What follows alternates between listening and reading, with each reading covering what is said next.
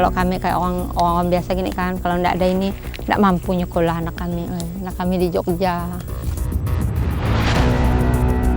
Untuk yang bekerja, biasanya mereka itu langsung jemput bola. Dari perusahaan datang, bahkan belum mendapat ijazah saja perusahaan sudah datang dan merekrut langsung.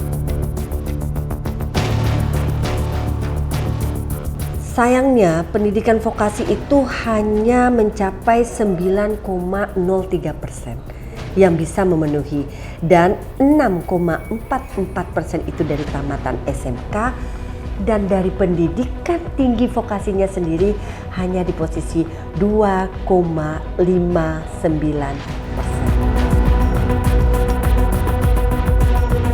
Untuk memaksimalkan potensi-potensi ini, tentu diperlukan sinergi lintas sektor yang mampu menghadirkan inovasi berbasis kemitraan dan kolaborasi berupa pendekatan pentahelik yang melibatkan pemerintah, akademisi, pelaku bisnis, komunitas masyarakat, dan media.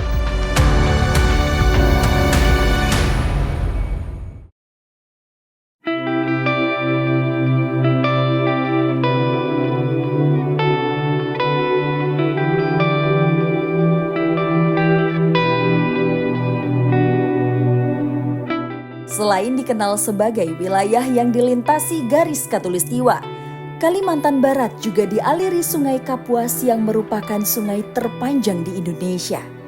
Wilayah Kalimantan Barat menyajikan ragam kekayaan sumber daya alam dan budaya yang memberi denyut kehidupan bagi masyarakatnya. Setiap jengkal tanah dan airnya menyajikan keberlanjutan bagi masyarakat yang berpijak di atasnya. Terletak di bagian barat Pulau Kalimantan, terdiri dari 12 kabupaten dan 2 kota.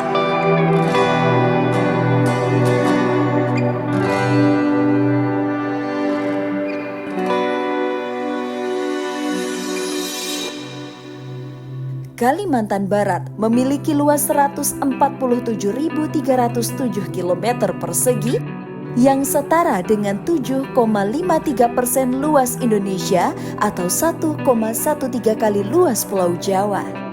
Sebagai salah satu provinsi terbesar di Indonesia, Kalimantan Barat memiliki keunggulan geografis dan sumber daya alam yang luar biasa. Keunggulan ini menjadi fondasi utama dalam mendorong pembangunan ekonomi daerah. Dengan sumber daya alam yang melimpah dan posisi strategis yang berbatasan langsung dengan Malaysia. Sehingga Provinsi Kalimantan Barat menjadi satu-satunya provinsi di Kalimantan dengan 4 pos lintas batas negara atau PLBN.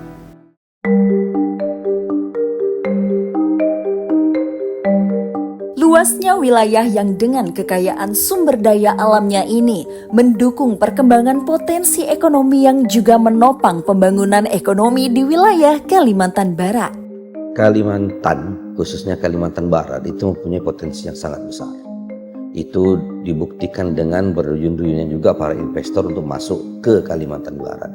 Baik dari sawitnya maupun dari tambangnya dan seterusnya. Polnep sebagai pendidikan vokasi itu sangat-sangat mendukung dengan semua prodi yang ada di kita.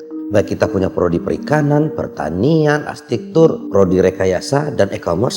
Itu semua mendukung untuk seluruh kebijakan yang ada di Kalimantan Barat dan semua potensi yang ada di Kalimantan Barat.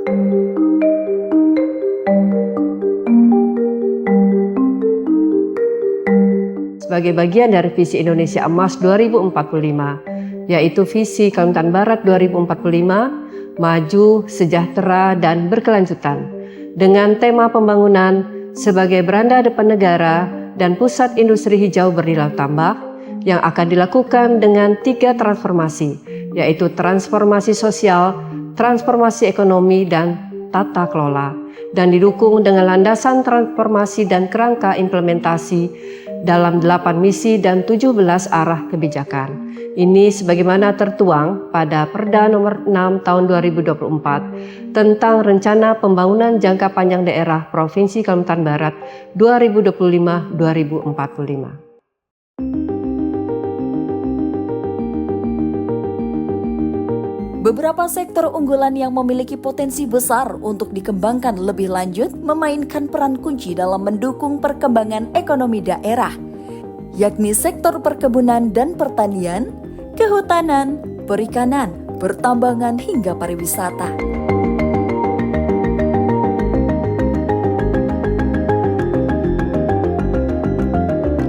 Sektor perkebunan kelapa sawit menjadi salah satu komoditas andalan Kalimantan Barat dengan luas lahan mencapai 2.039.202 hektar, terbesar ketiga di Indonesia setelah Riau dan Sumatera Utara.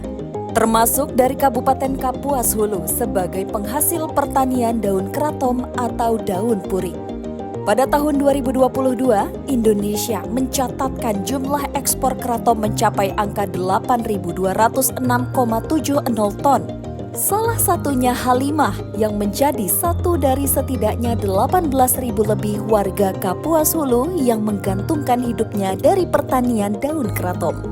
Karena kan kalau untuk di Kapuas Hulu kan, kalau yang lain-lain nih, kalau untuk tanaman enggak ada, Pak. Kalau misal sawit apa segala macam kan di sini tuh enggak cocok kan, enggak apa gitu kan, karena orang sini enggak ada. Tapi kalau untuk tanaman kratom nih kan kayaknya mudah tumbuh, Bah. Lagi pula dia kan tanaman liar, Bah.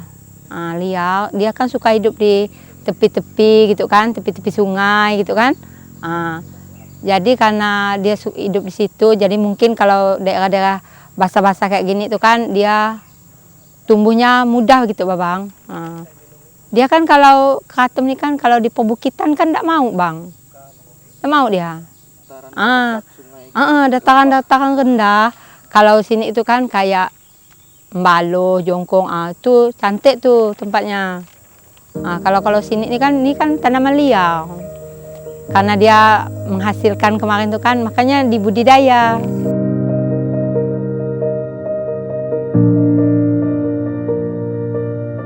Bahkan setidaknya 70% petani karet dan nelayan dari 14 kecamatan di Kapuas Hulu mengalihkan mata pencaharian sebagai petani kratom. Dengan saat ini setidaknya 44,5 juta pohon kratom yang dibudidayakan masyarakat pada lahan seluas 11.224 hektar. Dengan lahan seluas 2 hektar, per bulannya Halimah yang terkadang dibantu puluhan warga lain mampu memanen hingga 1 ton daun kratom basah. Kalau dulu itu kan petani sembarangan memang, kebun karet, misalnya kan kebun sayur-sayur, pokoknya beladang nggak tahu. Oh bersihnya gitu kan. Kalau 1 ton tuh, Bang, adalah kalau enggak sih terlalu banyak. Kalau 1 ton tuh kan, kalau masuk ya yang basah tuh kan, jadi remahan tuh tergantung, Bang. Kalau misalnya kalau 1 ton tuh hanya 300 kilo remahan tuh kan tinggal kita kalikan. Kalau sekarang tuh kan berarti 300 tuh kan dikali 25 gitu kan. Bapak nanti kita potong berapa biaya kita panen, biaya kita produksi. Itulah biaya kita biasa sih. Belum pernah ngitung, Bang, cuma ada lah.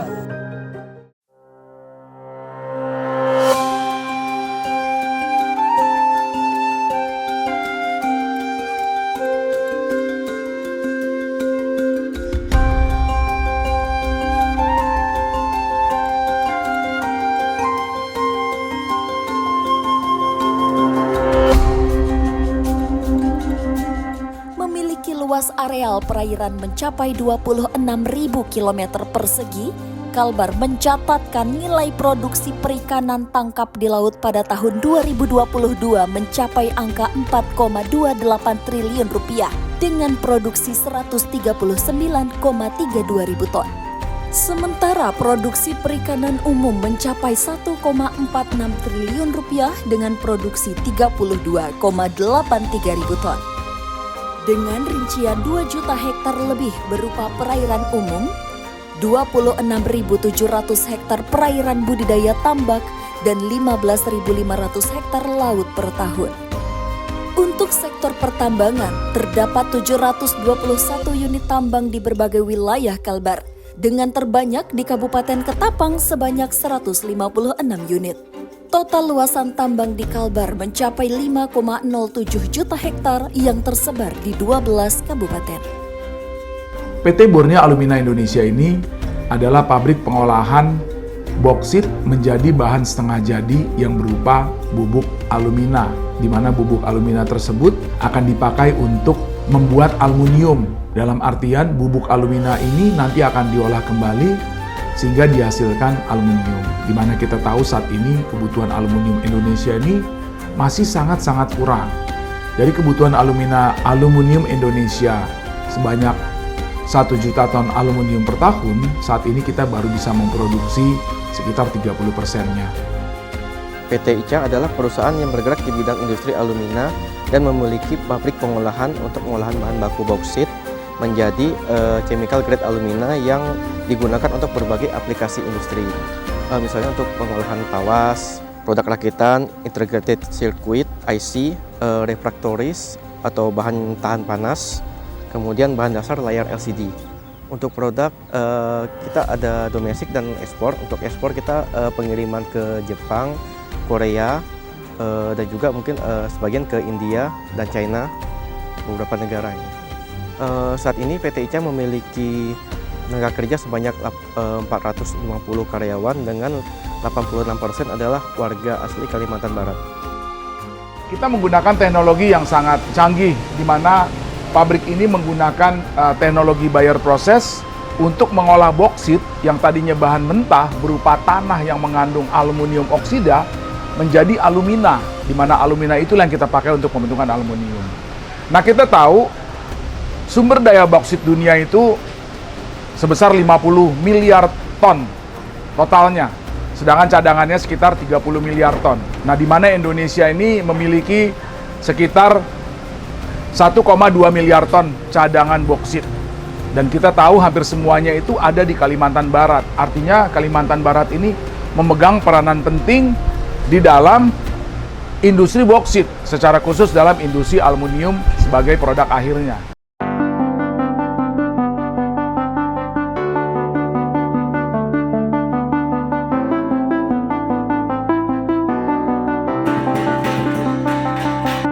Kemudian pada sektor pariwisata, terdapat 744 objek daya tarik wisata di Kalbar, dengan 499 diantaranya objek wisata alam dan 92 wisata budaya, 53 wisata buatan dan wisata religi, 28 wisata bahari, 16 wisata sejarah, masing-masing 10 wisata kuliner dan pertanian, serta 2 wisata belanja dan 1 wisata pendidikan.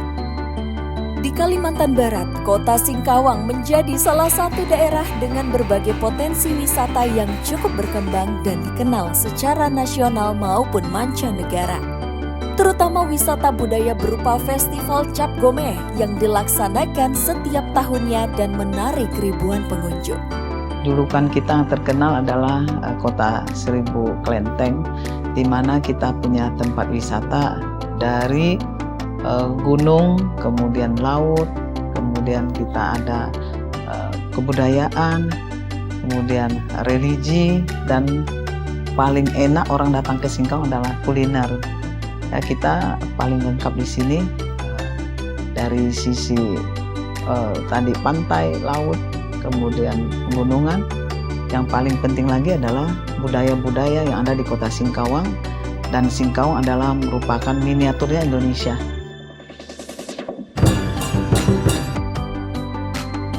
Ada tantangan yang harus kita jawab bersama.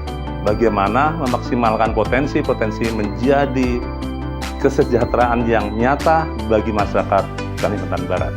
Untuk memaksimalkan potensi-potensi ini, tentu diperlukan sinergi lintas sektor yang mampu menghadirkan inovasi berbasis kemitraan dan kolaborasi berupa pendekatan pentahelik yang melibatkan pemerintah, akademisi, pelaku bisnis, komunitas masyarakat, dan media. Merekalah menjadi aktor utama dalam menciptakan ekosistem inovasi berkelanjutan. Mati aja kita nggak pernah ngurus sendiri gitu, diurusi orang lain, apalagi ini sesuatu yang besar. Kita harus menggandeng tangan industri, menggandeng tangan komunitas, menggandeng stakeholder yang berkompeten agar tujuan kita tercapai. Tadi yang Bapak sebutkan pentahelix itu, sehingga Polnet membuka diri untuk bergandengan tangan dengan tujuan tadi yang saya minta garis bawahi, kesejahteraan masyarakat. Itu yang terpenting dari seluruh kegiatan, baik kita bermitra, baik kita berkolaborasi, menggandeng ini, menggandeng sana, dan seterusnya. Intinya di situ. Dengan keahlian dan sumber daya yang Politeknik Negeri Pontianak punya. Meskipun memiliki potensi yang besar, pembangunan Kalimantan Barat juga menghadapi berbagai tantangan. Tantangan ini harus diatasi agar potensi daerah dapat dimanfaatkan secara optimal. Ada beberapa tantangan yang perlu diatasi, diantaranya adalah kesenjangan sumber daya manusia. Sebagian besar tenaga kerja di Kalimantan Barat masih didominasi oleh lulusan pendidikan dasar atau berkisar 45,16%. Sedangkan kontribusi lulusan vokasi masih relatif rendah dan ini baru mencapai sekitar 9,03%.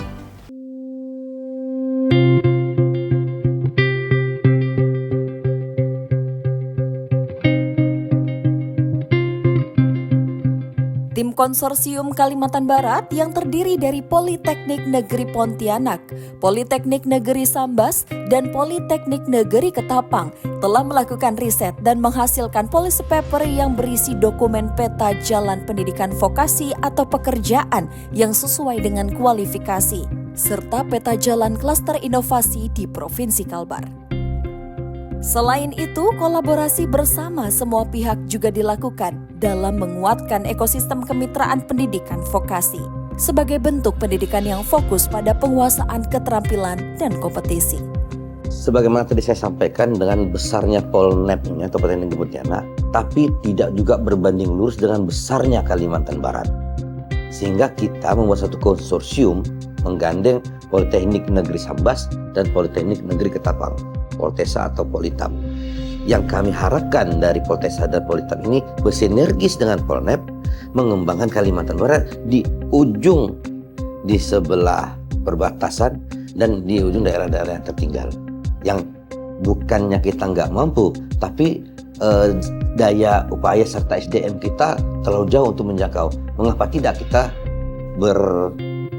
berkolaborasi dengan seksama dan dalam tempo sesingkat-singkatnya kepada Politab dan Poltesa dalam mengembangkan, dan mereka lebih tahu daerah masing-masing, kebutuhan dan kekayaannya apa aja.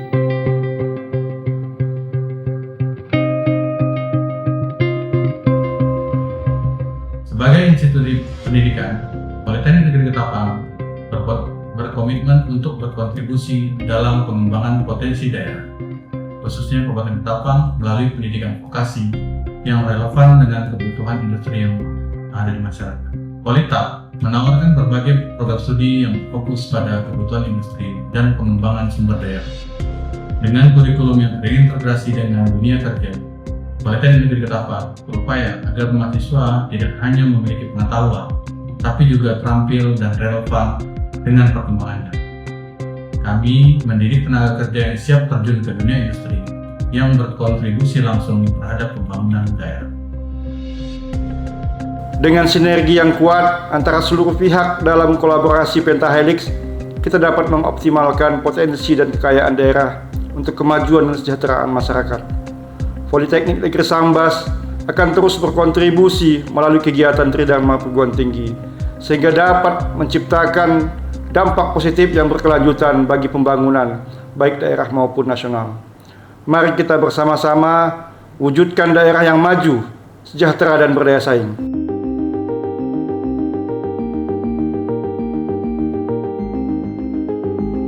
Langkah-langkah atau strategi yang dilakukan oleh Disnaker Trans Provinsi Kalimantan Barat, yang pertama, kami berkomitmen untuk menyusun roadmap workforce planning, itu kerjasama, dan kami berkolaborasi dengan satu di antara pendidikan tinggi vokasi yang ada di Provinsi Kalimantan Barat, yaitu Politeknik Negeri Pontianak.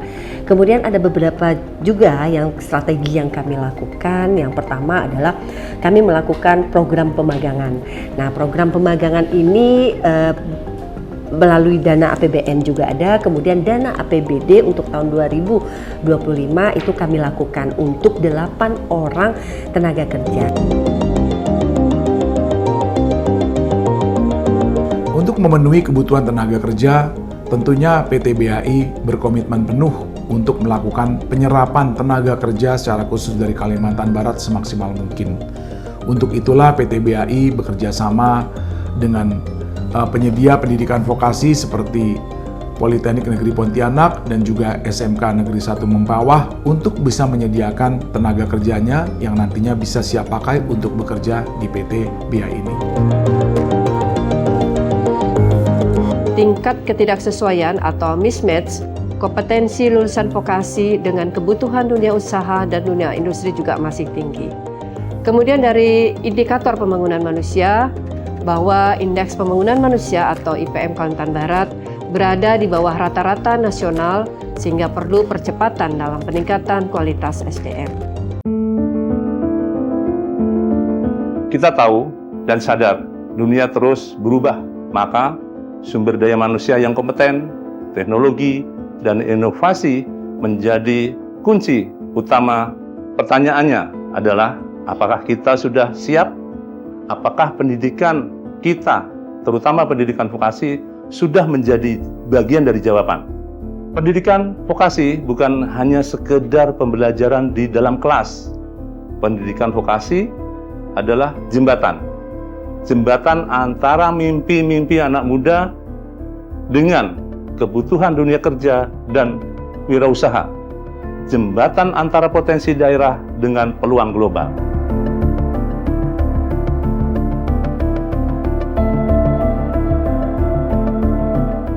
Apakah semua sumber daya alam yang kita punya tadi sudah dikelola dengan baik? Kan itu pertanyaannya. Dan hasil kita riset ke lapangan itu belum dikelola dengan baik. Kalaupun dikelola dengan baik pun masih secara manual. Contoh, ada suatu daerah penghasil ikan yang untuk membuat terasi dijual seala kadarnya dengan packing seala kadarnya juga. Politeknik dengan teknologi yang dipunyai dan sumber daya yang dipunyai membuat packaging yang bagus untuk produk terasi tadi, sehingga meningkatkan jual beli. Terus bagaimana dengan cuaca kita yang boleh dikatakan sekarang nggak menentu antara hujan, panas, udah nggak lagi bunyi. Gimana dengan proses pengeringan ikan? Kalau dengan cuaca seperti masih mengandalkan matahari, kita buatkan pengering dan seterusnya. Gimana dengan yang perkebunan yang dahulu? Nah, hal-hal yang demikianlah yang harus kita bantukan kepada masyarakat sehingga hasil bumi yang didapat itu lebih bermanfaat, lebih tahan lama, lebih berdaya guna dan seterusnya.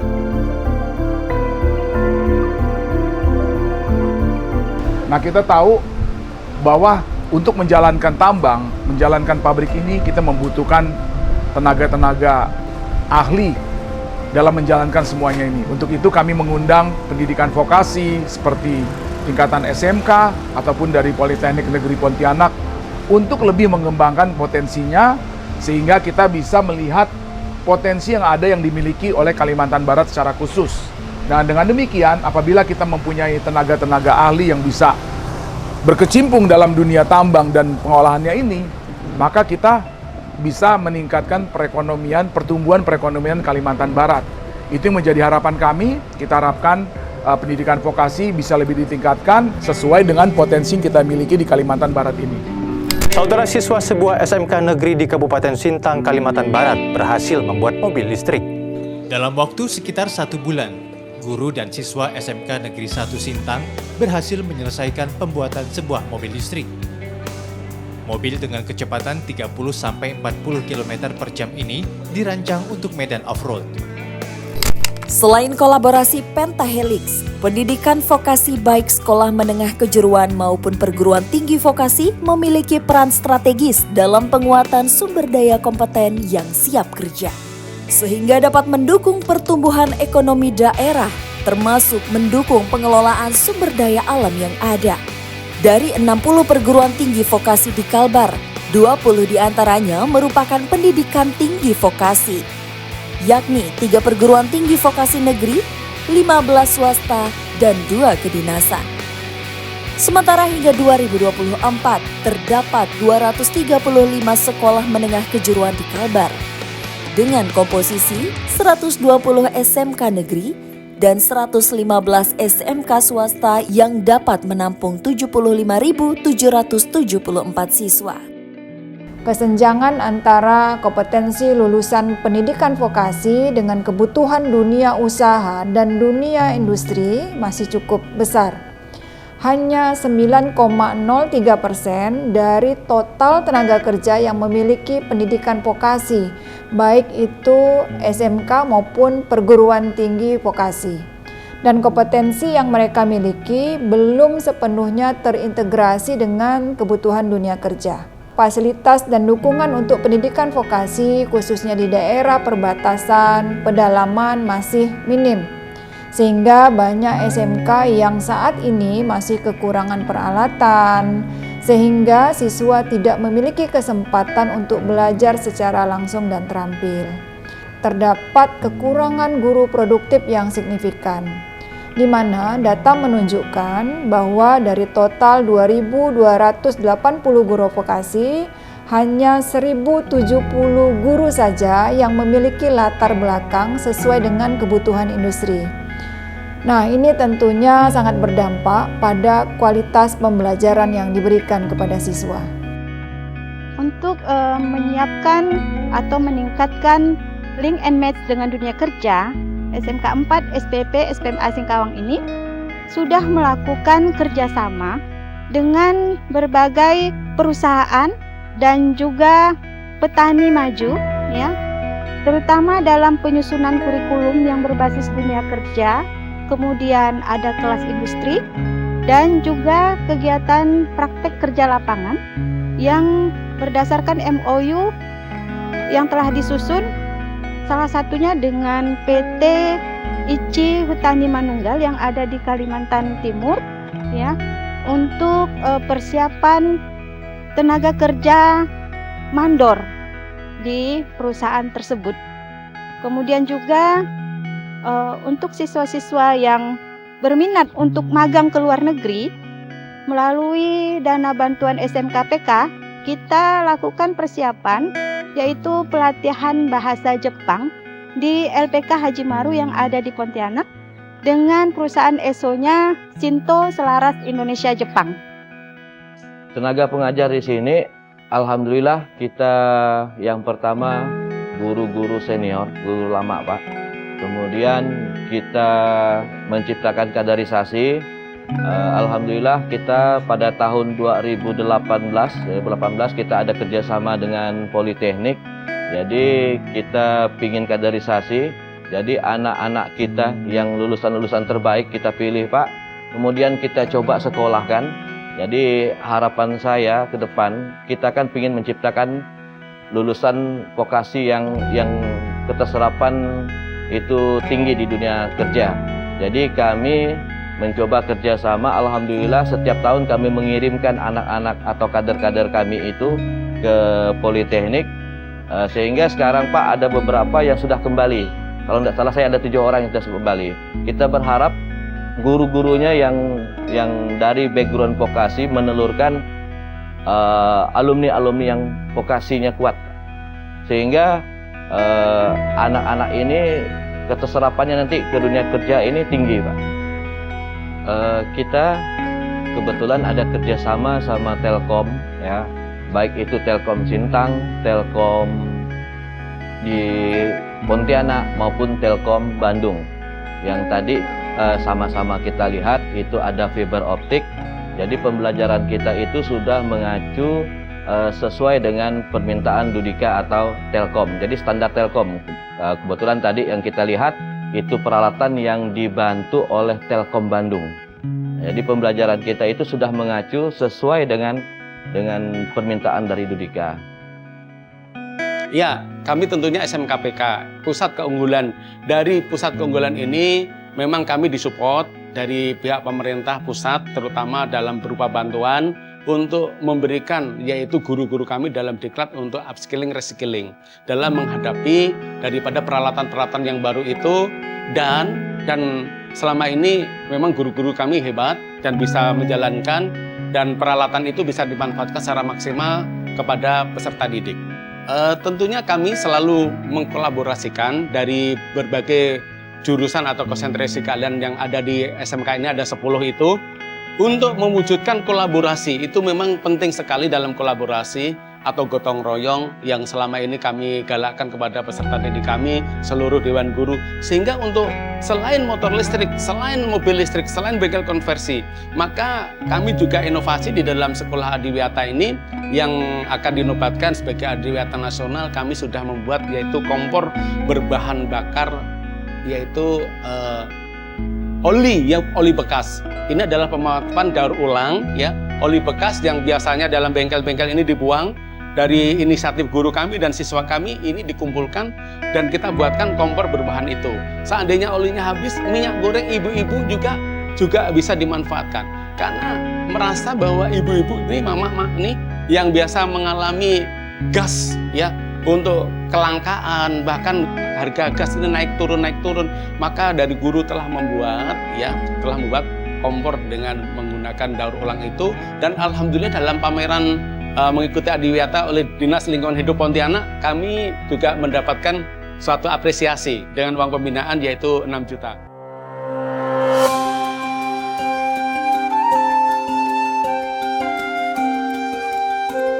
Pendidikan vokasi memiliki peran yang sangat penting dalam pembangunan sumber daya manusia yang berkualitas. Oleh karena itu, perlu adanya upaya bersama dari berbagai pihak untuk mengatasi tantangan yang dihadapi oleh pendidikan vokasi di Kalimantan Barat. Dengan demikian, kita dapat menghasilkan lulusan yang kompeten, siap kerja, dan mampu berkontribusi untuk pembangunan daerah.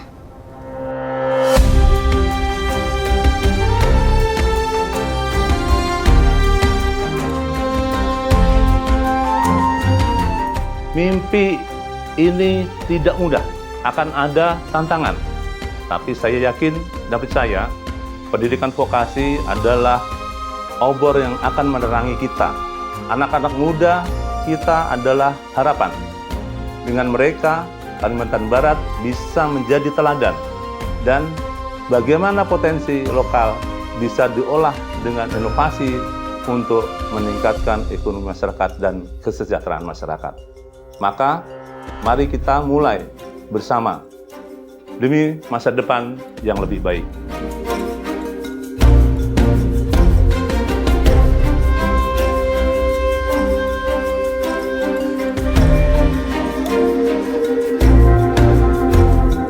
Dengan penguatan pendidikan dan pelatihan vokasi, kami yakin sumber daya manusia Kalimantan Barat akan lebih berkualitas, produktif, dan mampu bersaing di tingkat nasional maupun global. Bersama, kita dapat menciptakan pembangunan ekonomi yang inklusif dan berkelanjutan untuk kesejahteraan masyarakat menyongsong Indonesia Emas tahun 2045.